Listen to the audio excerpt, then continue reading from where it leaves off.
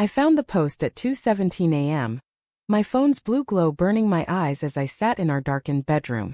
Single until someone proves they're worth it, my wife Lauren had written on X timestamped hours earlier, on Valentine's Day of all days.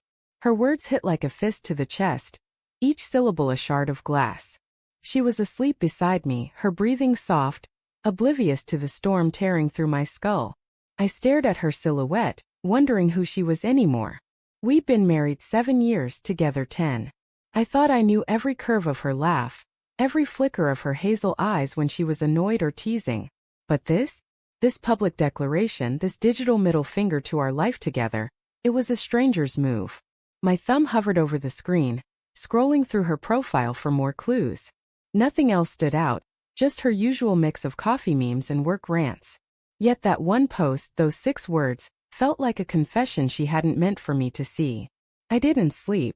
I lay there replaying every moment of the last few months. The late nights she'd spent at the office, her phone always face down, the way she'd started locking it with a new passcode. I chalked it up to stress. Her promotion had her working longer hours, or so she said. I'd been the supportive husband, cooking dinner, not pushing when she seemed distant. But now those excuses felt like lies I'd told myself. My stomach churned with the kind of dread that makes you question everything you thought was solid. By morning I was a ghost, moving through our routine like a man underwater. Lauren sipped her coffee, scrolling her phone, unaware I'd seen her post. "You okay?" she asked, not looking up. Her voice was casual, but it grated against my raw nerves. I nodded, my throat too tight to speak.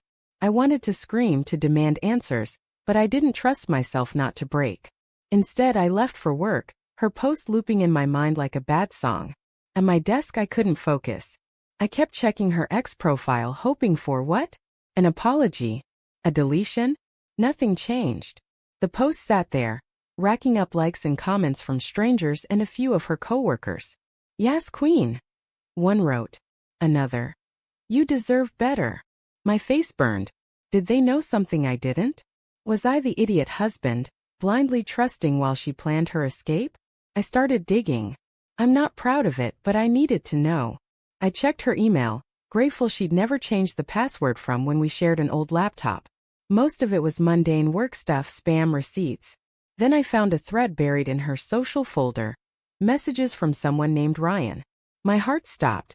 Ryan was her coworker, the guy she'd mentioned in passing, always with a laugh like he was no big deal. The emails weren't explicit, but they were intimate. Inside jokes, late-night banter, plans to grab drinks after work. One message, dated a week ago, read, "Can't wait to see you tonight. Same spot." My hands shook as I closed the tab. I didn't confront her. Not yet. I needed more than a hunch, more than a vague post and flirty emails. That night I watched her closer, searching for cracks in her facade.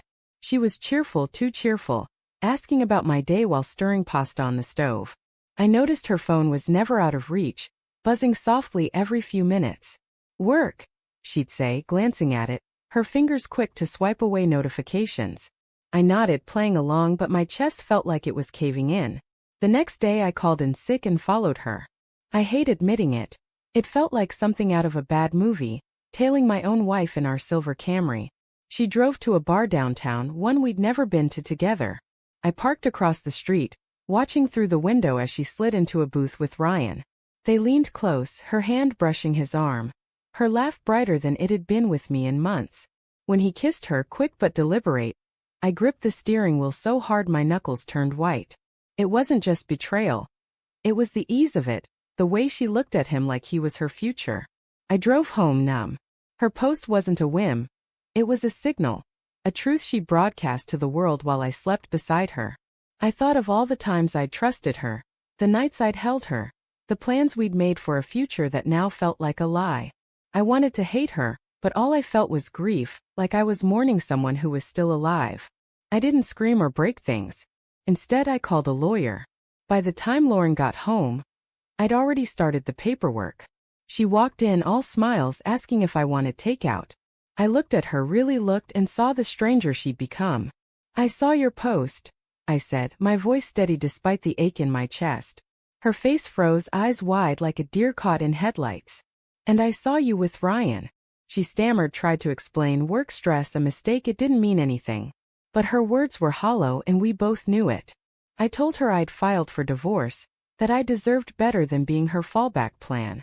She cried, begged me to reconsider, but I'd already crossed a line in my heart. The trust was gone, shattered by a post and a kiss and 1,000 small lies I'd ignored. The next weeks were a blur of legal meetings and awkward silences. Lauren moved out, taking half our life with her. I kept the house, but it felt empty, every room echoing with memories of a marriage I thought would last forever. I didn't post about it on X or tell our friends the full story. I didn't need their pity or her shame splashed across the internet. This wasn't about revenge, it was about reclaiming myself. Months later I saw her post again. Learning to love myself first, it read. I didn't feel anger, just a quiet sadness for what we'd lost. I'd started therapy, begun to untangle the guilt and self-doubt that had knotted inside me. I wasn't healed, not yet, but I was moving forward one small step at a time.